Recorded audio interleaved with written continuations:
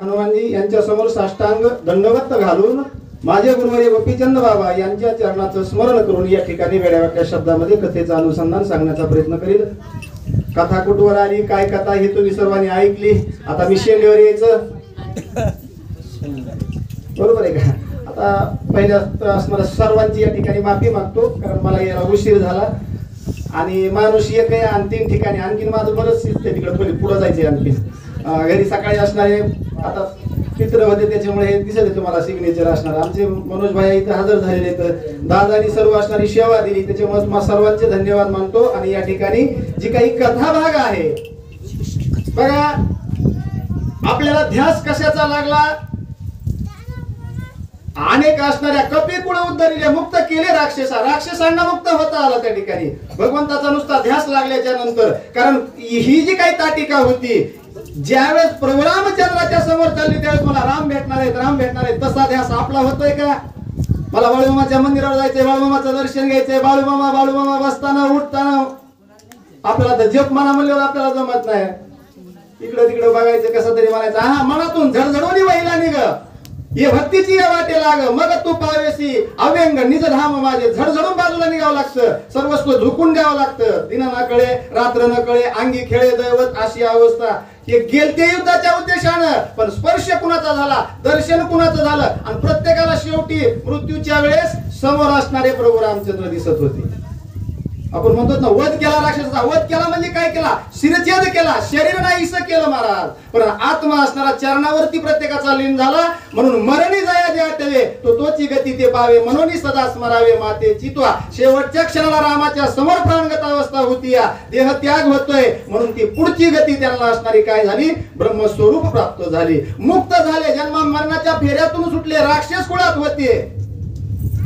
ही अध्यायाचं सार आहे. आता हे प्रत्येक वेळेस रामायण ऐकायचंय. आता गुरुवर्यानं सांगितलं आपलं का जात नाही, पण दादा आता माझा अधिकार कमी, मी सांगत नाही. हे गेल्यावर आपण या मायेच्या खेळात गुंतणारच नाही. अय किती जण हातवरी करा बरं, त्याला रागच येत नाही. ऐका मनुष्य असला एखादा, ऐका कुणी बघताय, येऊ द्या इकडे, आपण त्यांचं स्वागत करू.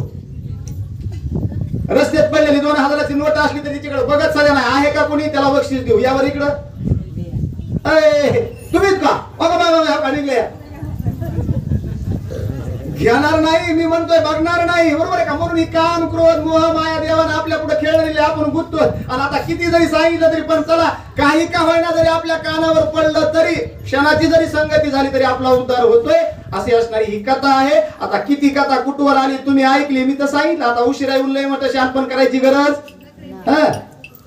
ताटिका वदिली तत्काळी कौशिक विश्वामित्रांचे निज गुणा, मरेंद्र वाणी आपण तुझे धर्मदान दुष्ट निर्धारण श्रीरामे.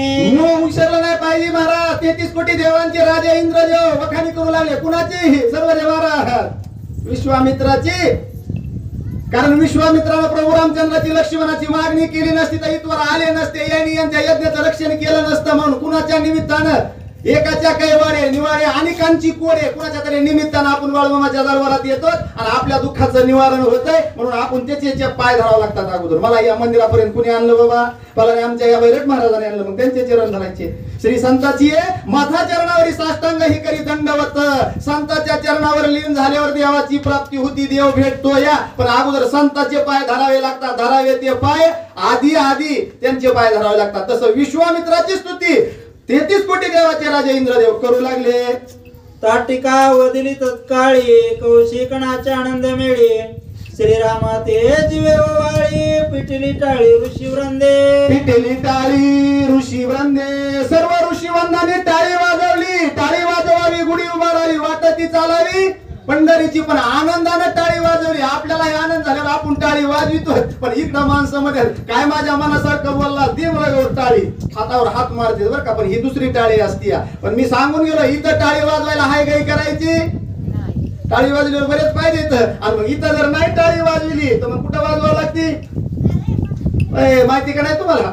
नाही आता मला तिथं आम्हाला दर शनिवार भेटते तिकडे जाताना का म्हणून बाया आणि ते मग वाटावर अंधे रे बाबा असं करते मग तिथं टाळी वाजवावं लागते इथं नाही टाळी वाजवलीवर आहे का नाही आता त्यांना इधर ना उधर बीच मी आदर मग तसं व्हावं लागतंय म्हणून इथं टाळी वाजवायला हायगाई करायची नाही पुरुष मंडळी असू महिला मंडळी असू इथं आल्यावर हाताने टाळी मुखाने ना श्रीराम जय राम जय जय राम असं म्हणावं लागतंय या वाणीला वळण पडावं लागतंय नाही तर या वाणीला आपल्याला लय वळण आहे शिव्याचं द्यायला लागले का एक दुसऱ्याला एक चुकत नाही हो एका नंबर न देते तुझं काय नु झालं वाय नु झालं मी म्हणतो या तिकडे निवडच उभा करावं कुठं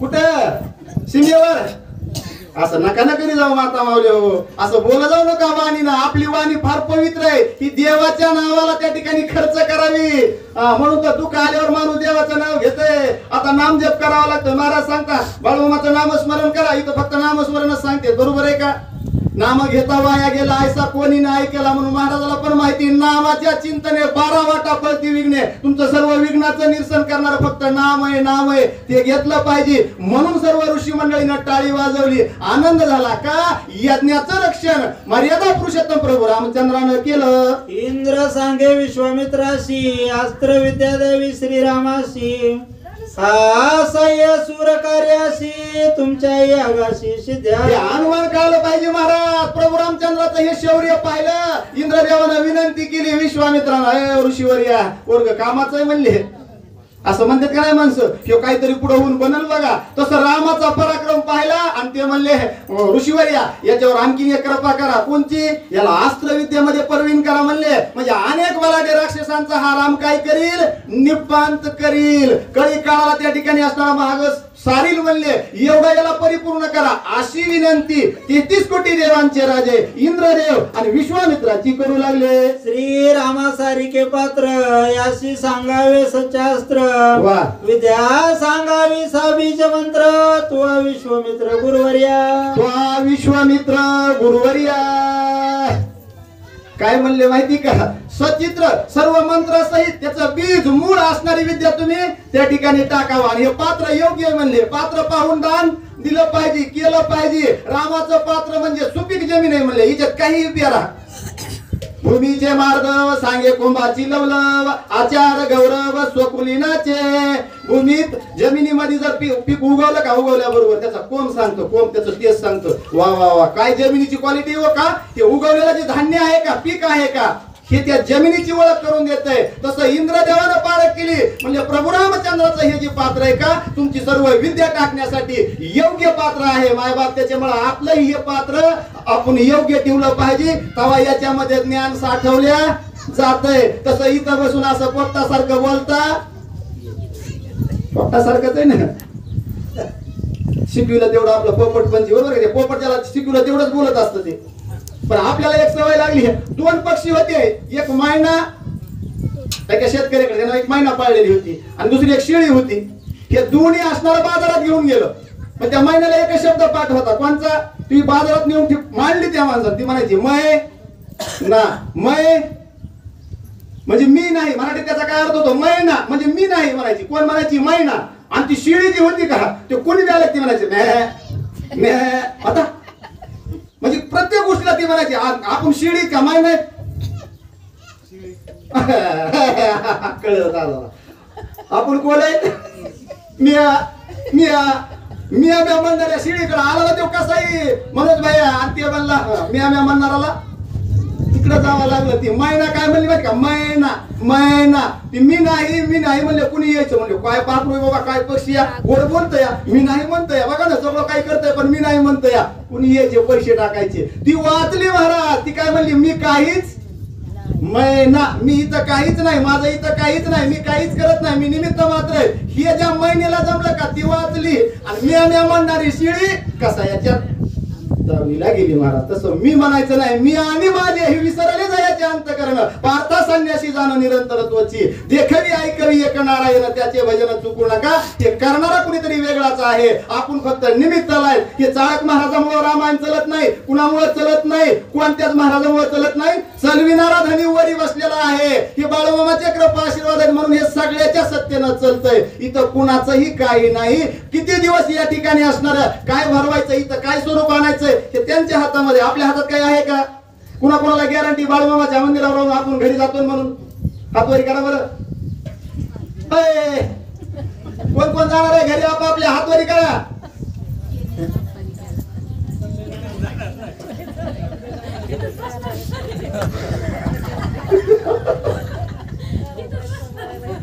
आणि घरी जायची गॅरंटी नाही का? हातवारी करा ना. घरी कोण कोण जाणार आहे आपल्या?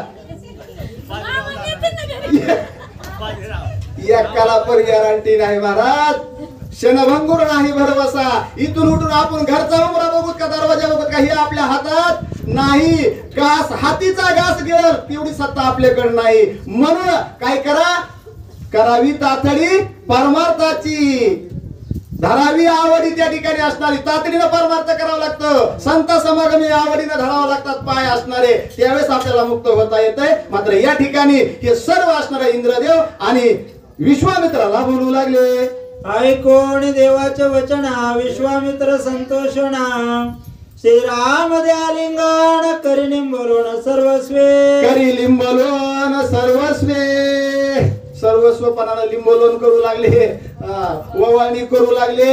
एवढा अधिकार इंद्रदेवाने सांगितल्याच्या नंतर विश्वामित्राला आनंद झाला. कारण म्हणले शिष्य आपल्याला भेटाव तर असाच भेटाव. काय भाग्य असेल विश्वामित्राचं. ब्रह्मांडाचे नायक मर्यादा पुरुषोत्तम प्रभू रामचंद्राला ज्ञान सांगायचे काय अधिकारी माणसं होते बाबा. उगाच ग्रंथामध्ये नाव येत नाही. मी तर सांगत असतो ना, आपलं वर्ष श्राद्ध झाल्यावर आपलं नाव निघन म्हणून सांगता येत नाही. हे त्रेतायुगातलं रामायण आहे आणि याच्यामध्ये असणाऱ्या ग्रंथात नाव येते. म्हणून तुका म्हणे एका मरणाची सरण उत्तमाची उरे कीर्ती माग. बाळूमामानं साधा अवतार धारण केला पण कीर्ती माग ठेवून गेले का नाही? गेले दिगंबर विश्वर विभूतीने. राहिल्या त्या कीर्ती जगा माझी. गावगाव मंदिर आहे बघाव तिथं असणारं सर्व कीर्तीचं असणारी त्यांची महाग आहे. त्याची वाखाणी होती महाराज. तसं या ठिकाणी विश्वामित्राचा अधिकार होता. लिंबोलोन केलं, ओवाळणी केली प्रभू रामचंद्राला. आनंद वाटला. आणि काय झालं? तो म्हणे ताटिका वदिता येत सुरवरा सुख झाल्या परिमित. मार्गस्था मार्ग निर्मुख हा प्रताप समर्थ श्रीरामाचा. हा प्रताप समर्थ श्रीरामाचा. जे समर्थ होते, जे परिपूर्ण अवस्थेचे होते, जे ब्रह्म अवस्थेचं असताना त्यांनी सगुण स्वरूप धारण केलं होतं. हा सर्व असणारा प्रताप म्हणले. सुरुवातीला देवदेवता वखाणी करू लागले. हे सर्व कार्य कुणाचं आहे? हे प्रभू रामचंद्राचं आहे. यज्ञाचं रक्षण रामानं केलं. एवढा प्रतापी असणारा, पुरुषार्थी असणारा, योग पुरुष असणारे म्हणले कोण आहेत? प्रभू रामचंद्र आहेत. म्हणून बोलू लागले. हे रघुनाथाचे परमचरित्र लोकत्रय अतिविख्यात. पुढारी कथा परमाद्भूत श्रोते सावचित्त परिसावी. श्रोते सावचित्त परिसावी. कथा पुढे अद्भुत. इथून पुढची कथा म्हणजे अद्भुत आहे. हे जे काय प्रभू रामचंद्राचं चरित्र आहे का? चरितम रघुनाथस्य शतकोटी प्रविस्तरम एक एक अक्षरम पुसा महापातक नाशनम. एक एक अक्षर काय करतंय? अनेक महापातकाचा नाश करतंय. एवढं श्रेष्ठ पवित्र पावन असणार हे रामायण आहे. याला व्यर्थ कमी समजू नका. कारण पूर्वज उद्धरती जाण. पूर्वजाचे नवल कोण? उद्धरे संपूर्ण त्रिजगतामध्ये आपल्या पूर्वजांचा उद्धार करणारा हे भावार्थ रामायण आहे. हे सुचलं कसं? इथं लावण्याचा योग कसा आला? हे सर्व आपोआप झालेलं आहे. आपण फक्त निमित्त आहे. आणि म्हणून या फक्त वेळेचा, या वाहत्या गंगेचा आपण त्या ठिकाणी स्वाद घेतला पाहिजे. स्नान केलं पाहिजे. तर रविवारी येऊन हे 4 अक्षर ऐकले पाहिजे. इथं कुठंतरी स्थिर झालं पाहिजे. नाही तर आपलं तर दिवस निघल्यापासून संध्याकाळपासून पळा पळा पळा पळा. कोण बोलायले? आमचं काय चाललंय इकडं, तुमचं काय चाललंय, मायलिकीचं काय करावं बाबा? आहे का इथं येऊन मी तेच रामायण आहे का घरचं? अजून रामायण इथं काय म्हणतं? प्रत्येक माणसाला वेळ आहे का? सर्व देव महाराज तुम्ही तिथून चलत येतात, बरोबर आहे का? आज कसं काय लवकर आलात की माझ्या एकट्या का व्हायना? मग तसंच असतं. ह्या कासवाच्या गतीनं चालणारा माणूस शर्यत जिंकतो. आणि आमच्यासारखा सशेवणी पळणारा एक दिवशी थकून बसतो. रोजच कुठं बी एक दिवशी जागला तर उशीर महाराज. काय करायचंय? तसं हे चरित्र आहे म्हणले. आणि या चरित्राचं जो कोणी श्रवण करील का त्याला मात्र त्या ठिकाणी म्हणले काय करावं? ऐकल्याच्या नंतर सावध व्हावं त्या श्रोत्याने. कारण स्वतः सावध असल्याशिवाय उपयोग नाही. जे कथेचे उधाणे जन्म मरणाचे उठे धरणे. विषयांचे खत लाटणे गुढी उभवणे वैकुंठी. गुढी उभवणे वैकुंठी. आता वैकुंठाला गुढी उभा करता येते. विषयाचं खत पाणी विषय सर्व जिंकता येते. हे कशानं होतंय? श्रवण. श्रवण करावं लागतंय, त्याचं मनन करावं लागतं, त्याचा निधिध्यास करावा लागतो आणि त्यावेळेस साक्षात्कार होतो. पण हे तिन्ही व्हावं लागतंय. आपण काय स्मरण पुन्हा करत इथं ऐकत होत, इथून उठले की झाले, इथलं इथंच, आपलं तिकडलं सुरू झालं पुन्हा लगेच. मग त्याच्यामुळे त्याचं स्मरण करावं लागतं, त्याचा निधिध्यास लागावा लागतो आणि त्यावेळेस त्या जीवाला ब्रह्मस्वरूप होता येतं. वैकुंठामध्ये गुढी उभा राहावी, उभा करता येते महाराज. पण त्याच्यासाठी काय करावं लागतंय? टाळी वाजवावी, गुढी उभा राहावी, वाट ती चालावी बाळूमामाच्या मंदिराची का पंढरपूरची. आता तर काय तुम्ही म्हणता चलू द्या तुमचं आता काय ते. मग तशी गुढी उभा करण्याकरता हे असं श्रवण या ठिकाणी करावं लागतंय. एवढं हे पावन असणारं, श्रेष्ठ असणारं प्रभू रामचंद्राचं चरित्र आहे, महाकाव्य. म्हणून नाथबाबा सांगतात, वैकुंठीचे मुक्तवासी तेही येती राम कथेशी, कथेची मायाशी, कथा सर्वांशी प्रिय कर. असं पाहिजे. राहिलेल्या 5च वाव येतात, पण असा पक्का पाय कुठे या आणि इकडून मला चोरदार पुन्हा म्हणते होय खरं. पण आता हे आलं ना, मला काय करायचंय? मी जसा पाय उचला जातो तसा फसा पडतोय पायाला माझ्या. काय या वैकुंठ असणारी कथेची म्हणले काय अनुपल्ली. आता भैरव महाराजाला कळायला लागल्या तो आपण आता करू मी तरी काय? मला सांगा ना, आता पळायचं तरी किती? हे लांब वाय सारख्या वागायत, याला अर्धा तास बोलता येईल, पण समयाशी साजर व्हावे, देव ठेवील तैसेची राहावे. नाही तर तुम्ही मग सांगितले आले बाबा पाठी मागून बसले पाणी लावीत, आता तुमचं लक्ष तिकडे गेलंय. स्वयंपाकावाले म्हणले आमचं उरकलंय, पण तुला काय पळायचंय ती धापा भरायला ना माझ्या, झेंडू फुटल ना, जरा इकडे खाली बघा, माझ्याकडे बघू नका. मला इकडे काही सांगू द्या उलसक असणार ही कथे. डबल वाचा, डबल वाचा. वैकुंठीचे मुक्तवासी तेही येती राम कथेशी. बस झालं, बस झालं. वैकुंठामध्ये मुक्त अवस्था ज्या जीवाला प्राप्त झाली का ती रामकथे करता येऊन बसतात. ही रामकथेची महती. आपण मनुष्य आहेत, मृत्यू लोकावर आहेत, आपल्याला दिले हात पाय इंद्रिय कान मुख बोलाय वचन. मग एवढा असताना आपण यावा का नाही यावा कथेला? यावा. मोठ्यानं बोला, इथं काय जण घेतलं ना, यावा का? कसं येणार का तुम्ही मग दर रविवारी? का रामायण तुमच्या डोक्यावरून चाललंय? गोड लागतंय का ऐकायला? सांगा तसं काही नाही, आपण त्याचा बंदोबस्त करू. आणखी तशी हे वैकुंठात मुक्त अवस्था ज्याला प्राप्त झाली का ती या कथेची गोडी घेण्याकरता, ऐकण्याकरता, श्रवणाकरता सुरुवातीला देव देवता येतात आपला वेळ काढून. ते म्हणतात का आम्ही देव आहे, आम्हाला काय कथा ऐकायची गरज आहे, रामायण ऐकायची गरज आहे. आपण म्हणतो ते आपल्याला काय गरज आहे? माझे 4 लेक आहेत, मी मेलो तरी मला 4 जण उचलून नेतील, मला कुणाची गरज नाही, माझ्याकडे लय मोठा पैसा आहे, लय मोठी संपत्ती, काय करायचंय? येडा का काय तू? राजा दशरथाजवळ एक राहिला नाही शेवटला पाणी पाजायला. अरे बाबा विचार करा, नाही कुणाचे कुणी, बरोबर आहे का? तुका म्हणे ज्याची संपदा एवढी सांगा ती कवडी गेली नाही, ज्याची सुवर्णाची लंका होती कवडी नेता आली नाही राजा रावणाला. आपण कोणत्या झाडाचं पान आहे? म्हणून ही कथा ऐकण्याकरता देवाधिक येते. मग मनुष्य जन्माला यावा का नाही यावा? आपण तर मनुष्य जन्माला आलेलो आहे, आपल्यासाठी कथा आहे, आपण ऐकावी, तिचं श्रवण करावं, आपला आपण उद्धार करून घ्यावं. एवढीच कळकळीची विनंती नाथबाबा सर्व श्रोत्यांना तुम्हा आम्हाला या ठिकाणी सांगतात.